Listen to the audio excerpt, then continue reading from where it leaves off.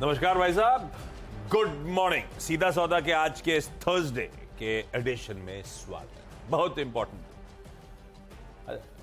नमस्कार आप सबको। भाई साहब तो बोलने के लिए बच्चे भी देख रहे होंगे सब। खेल का मैदान होता ही ऐसा है, सबको इंटरेस्ट करता है। एक्सपायरी का दिन है भाई साहब और क्यूज बेहतर है।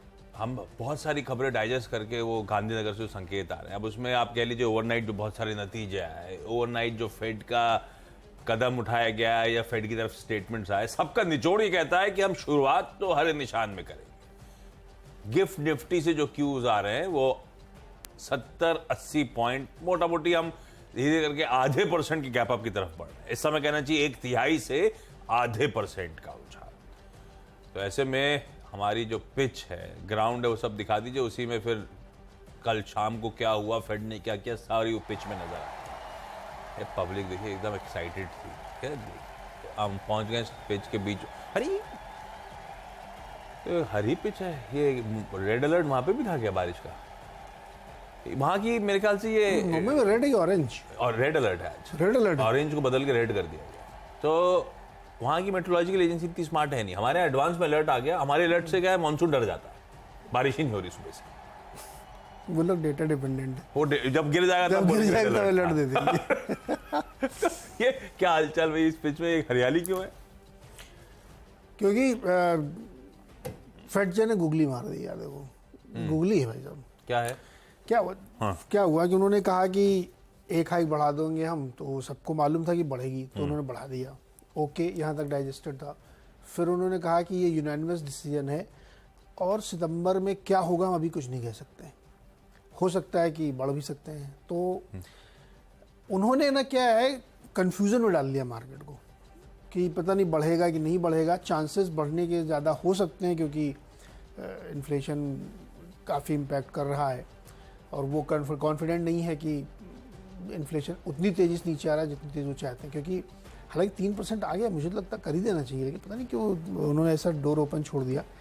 प्लस एक बात जो उन्होंने कही, जो बाजार को पसंद नहीं आ रही, कि 2023 में रेट कट तो भूल जाओ आप, 24 में जाके सोचना। अच्छा, 24 में लोग क्या लिख रहे हैं, देखो ऑप्टिमिज्म की हाइट कहाँ होती है। अब रिपोर्टर कह रहा हूँ, एक एनालिस्ट ने ये पोल किया कि 24 में रेट कट करना पड़ेगा, भले ही टारगेट मिले चाहे ना मिले। इसके पीछे लॉजिक ये है, इलेक्शन वाला कुछ मामला। हाँ, इलेक्शन भी है। और अगर मान लीजिए 2% जो दुनिया भर ने पता नहीं कहाँ से एक नया निकाल लिया है कि 2% चाहिए, अगर नहीं आता तो आप क्या करोगे? आप अपनी इकोनॉमी थोड़ी तोड़ दोगे। तो वो इस आधार पे एक पोल हुआ है बहुत बड़ा, भी थोड़ी देर में आपको शेयर भी करूँगा, कि 24 में रेट कट होगा, टारगेट मीट हो या ना हो।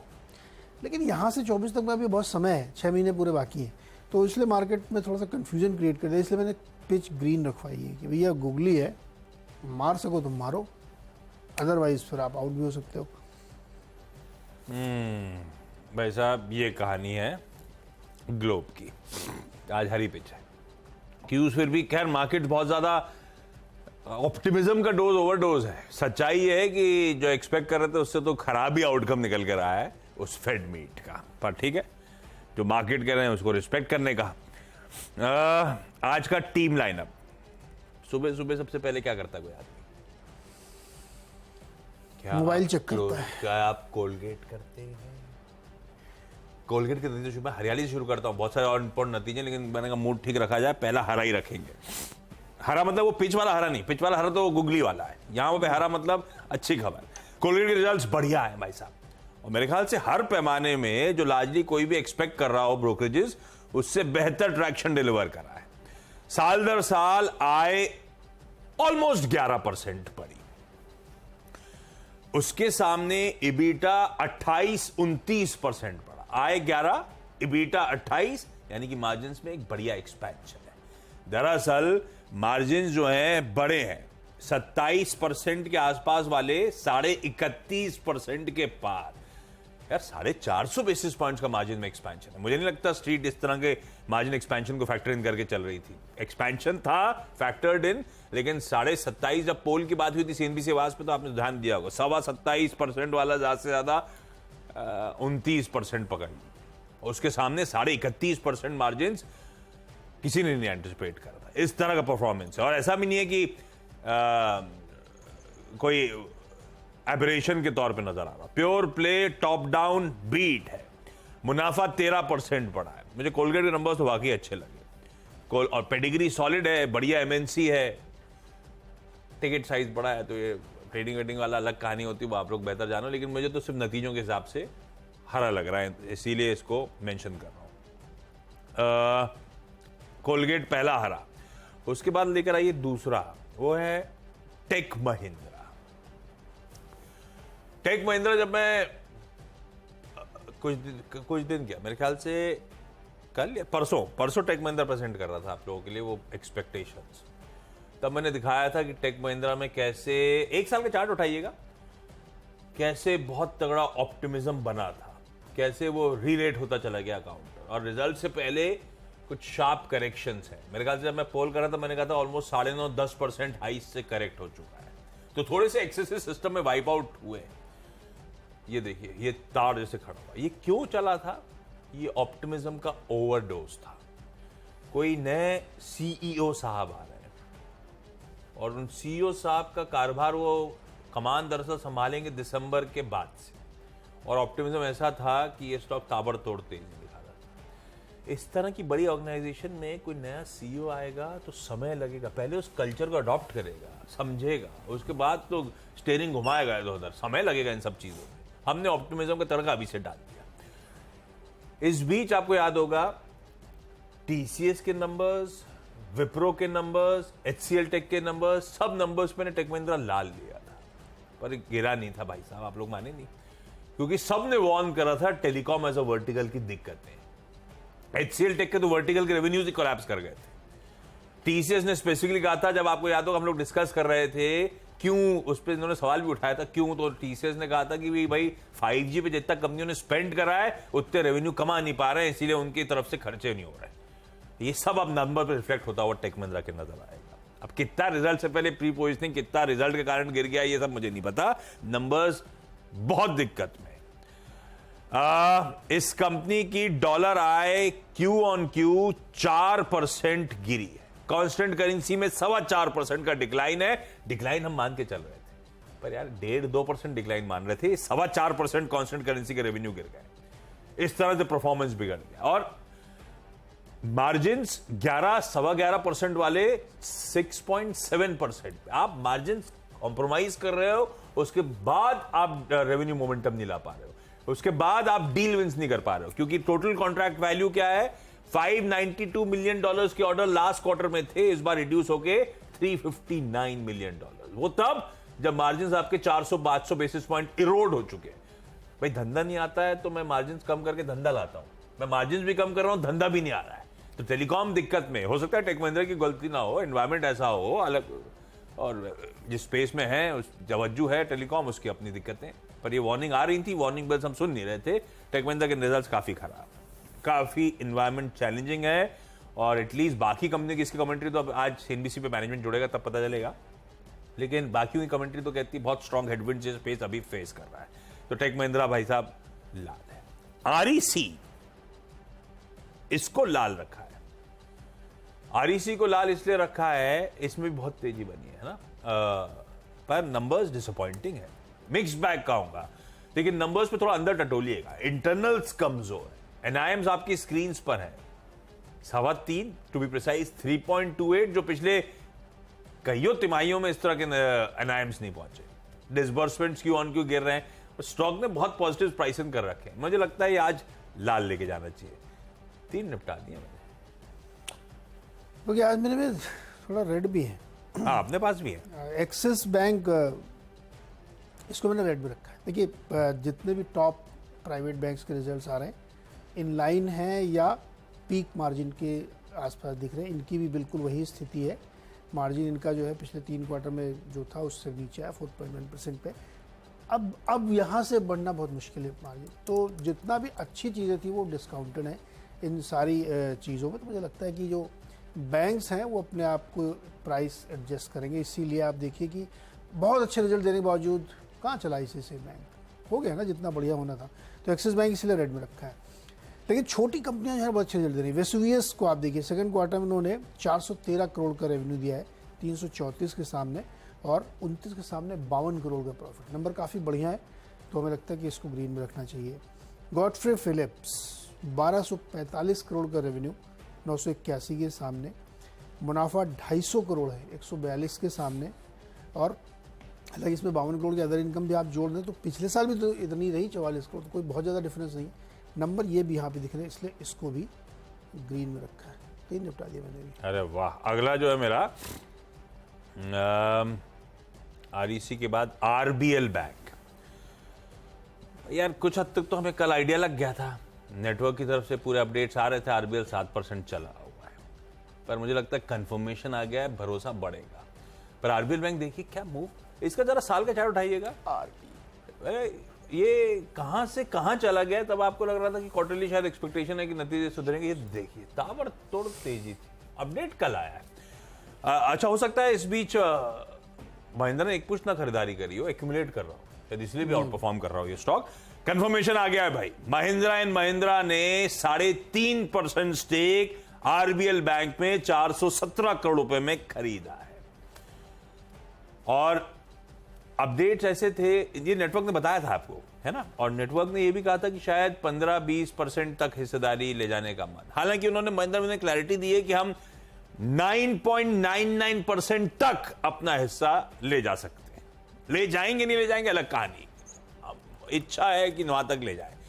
ये पर ये स्टॉक ऑलरेडी बहुत तेजी दिखा चुका है। खबर भाई साहब बहुत पॉजिटिव है, मैं इसीलिए ग्रीन लेके चलता हूं। देखते हैं स्टॉक कैसे बिहेव करेगा, आप लोगों को तो वॉच आउट करना है। ऑलरेडी तेजी बहुत गजब की स्टॉक में बनी हुई है। तो आरबीएल बैंक भाई ग्रीन है। आरबीएल बैंक का महिंद्रा से भी कंफर्मेशन आया, आरबीएल बैंक की तरफ से भी, कि शेयर होल्डिंग पैटर्न में पहले नदारत थे एमएनएम, और इस बार कहा जा रहा है 3.53, तो मीनिंगफुल ऑफ लेट एक्विजिशन हुआ है स्टेक का। ये है सरकारी कंपनियों की दिक्कत। आरवीएनएल लेकर आई है, बहुत बढ़िया मूव्स बढ़ रहे थे। गवर्नमेंट ने कल शाम को ऑफर फॉर सेल ओएफएस, लेकिन ये सरकार की अच्छी बात है, किसी को कानों कान खबर नहीं लगने देते। पहले याद होगा आपको ओएफएस आता था, स्टॉक कैसे करेक्ट होकर रेडी होते थे। कल 3.5% 4% चढ़ा हुआ था, अभी झटका लगना है, ओएफएस खुल गया आज से। कल शाम को ब्यूटीफुली टाइम्ड ओएफएस आ गया है।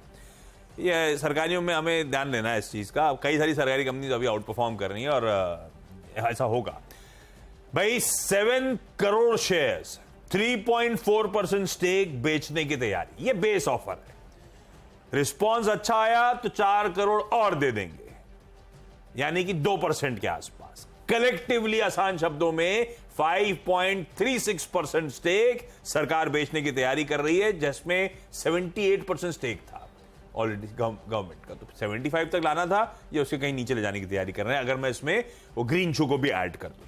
अच्छा, वहां पे बाद में खत्म नहीं होता। 119 रुपए का फ्लोर प्राइस है, जो मीनिंगफुल डिस्काउंट है, वो तो ठीक है। उसके बाद ये press release goes on to से हम 0.5% स्टेक और बेचेंगे, वो एलिजिबल एम्प्लॉइज को बेचा जाएगा एक बार ये सक्सेसफुली ओएफएस कंप्लीट हो जाए तो दरअसल इफेक्टिवली 5.3 नहीं, इसमें 0.5 और जोड़ दीजिए, ऑलमोस्ट 6% हिस्सेदारी आरबीएल बेचने की तैयारी।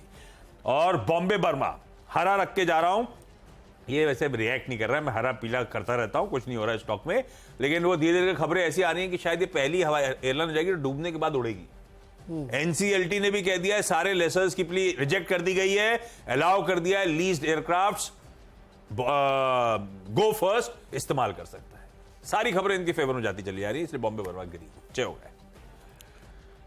ओके, अगले 3 में जॉनसन कंट्रोल रिजल्ट काफ़ी ख़राब है और एबिटा इनको 36 करोड़ का लॉस हुआ है, पिछली बार प्रॉफिट था, और शुद्ध लॉस भी 42 करोड़ का, इसलिए रेड में रखिए। वेदांत फैशन के भी नतीजे काफ़ी कमज़ोर आए हैं, आमदनी भी गिरी है, सीजन अच्छा नहीं था, ऑपरेटिंग लॉस काफ़ी ज़्यादा दिख रहा है, और सेम स्टोर सेल्स 22% गिर गई है, इसको भी रेड में रखिए।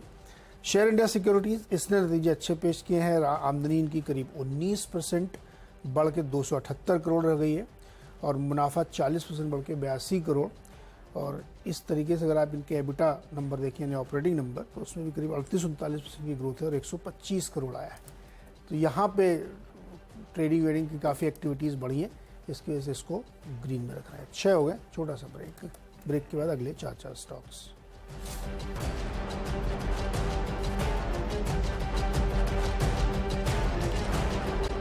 स्वागत है एक बार फिर से आपका। और अगले जो 4 स्टॉक्स हैं उसमें बिरला एएमसी है, बिरला सन लाइफ एएमसी, उसमें रेवेन्यूज इनके 311 करोड़ के आसपास है, लेकिन ऑपरेटिंग नंबर बहुत अच्छे 240 करोड़ के आसपास है, और मुनाफा भी 103 से बढ़ के 184 नंबर ठीक लग रहा है, तो उम्मीद करनी चाहिए ग्रीन में रखते हैं। इसलिए जिंदल स्टेनलेस, इसके नंबर भी काफ़ी अच्छे दिख रहे हैं।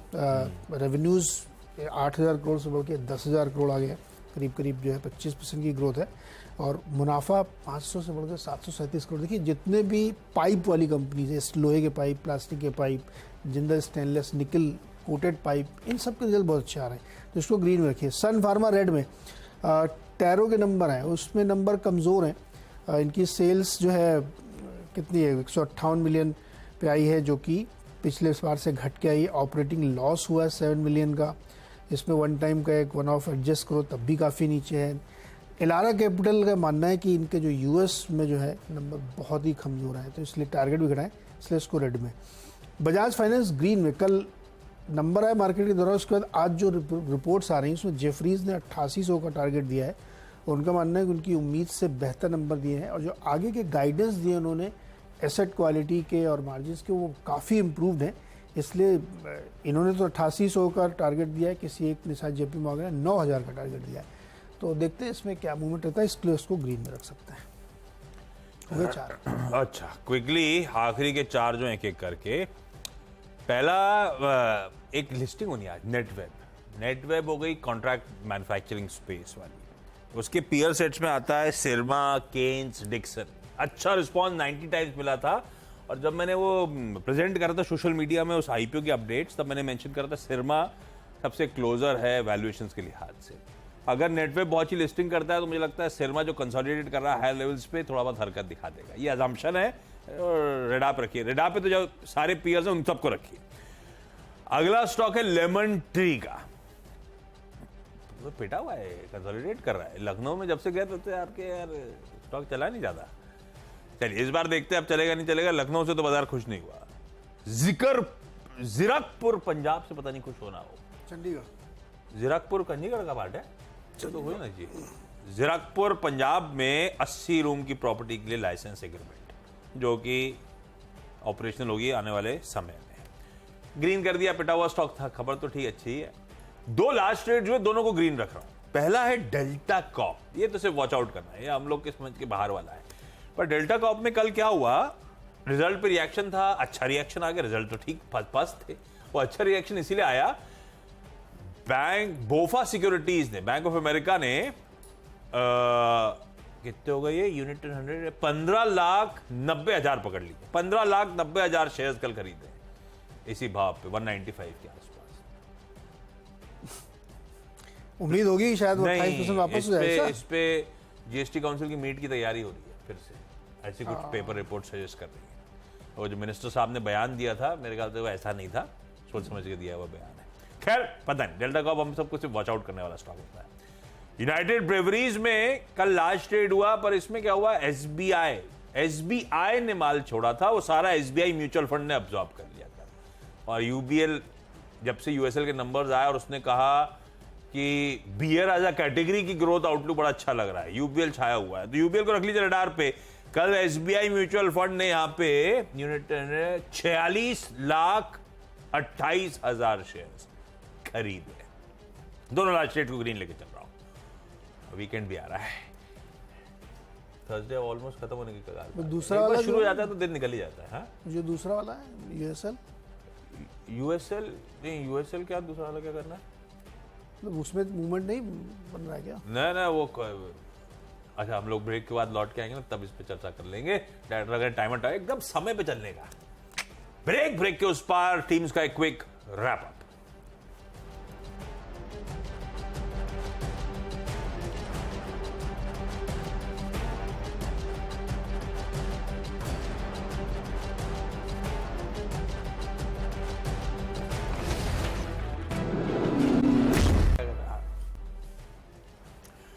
भाई ब्रेक के बाद आपका स्वागत है। 10 की जो सीधा सौदा की टीम मेंशन करी आपकी स्क्रीन पर आएगी, सिर्फ खबरें कैसी हैं उससे आपसे लाल हरा है भाई, आप बाकी watch out. Colgate solid numbers, top down beat, tech Mahindra top down disappointment, REC internals कमजोर, RBL बैंक पुष्टि, M&M ने स्टेक लिया, 9.99 तक ले जा सकते हैं। RVNL सरप्राइज, OFS आ गया सरकार का, आज नॉन रिटेल के लिए खुलेगा। बॉम्बे बर्मा, वो धीरे धीरे उम्मीदें बढ़ती चली जा रही हैं, गोफर शायद उड़ ले। सिरमा उड़ ले मतलब उड़े, फ्लाइट उड़े। सिरमा SGS तो नई लिस्टिंग आनी है तो पीयर सेट के तौर पे। नेटवर्क आज लिस्ट होने जा रहा है। लेमन ट्री ने एक और करार करा है चंडीगढ़ में भाई प्रॉपर्टी के लिए। 2 लार्ज स्टेज, डेल्टा कॉप और यूनाइटेड ब्रेवरीज, इसीलिए दोनों को ग्रीन। रिजल्ट पे पूरा फोकस और बहुत सारी कंपनियों के रिजल्ट आए और उसी पे ध्यान देते हुए टीम को रखा है यहाँ पे। Axis bank result in line, लेकिन आगे जाते हुए कई पॉकेट्स में कमजोरी दिख रही है और NI वगैरह सब पीक हो चुके हैं अब, तो इसलिए रेड पे रखा है। वेसुवियस, गॉडफ्रे फिलिप्स दोनों के नंबर बहुत ही स्ट्रॉन्ग है, तो इसलिए इसको ग्रीन में। जॉनसन कंट्रोल, हिताची बहुत ही कमज़ोर ख़राब नंबर। वेदांता के अगेन बहुत ही ख़राब नंबर, इसलिए इन दोनों को रेड में रख रहा हूँ। शेयर इंडिया सिक्योरिटीज़ के नंबर बहुत अच्छे हैं यहाँ पे, इसलिए इसको ग्रीन में रखा है। आदित्य बिरला MC नंबर अच्छे हैं, जिंदल स्टेनलेस के अच्छे हैं। सन फार्मा की जो साथी कंपनी है टैरो, उसके रिजल्ट्स कमज़ोर आए। US बिजनेस काफ़ी कमज़ोर आया, तो इलारा ने काफ़ी टारगेट कट कर दिया है। और बजाज फाइनेंस कल आया था मार्केट के दौरान, उसके बाद इसमें बहुत सारे ब्रोकरेजेस के अपग्रेड्स आए हैं। 9000 तक के टारगेट दिए जा रहे हैं और कंपनी ने भी अपनी कॉन कॉल में जो अपने गाइडेंस दिए हैं वो काफ़ी अपग्रेडेड दिए हैं, तो इसलिए बजाज फाइनेंस को आप ग्रीन में रख सकते हैं।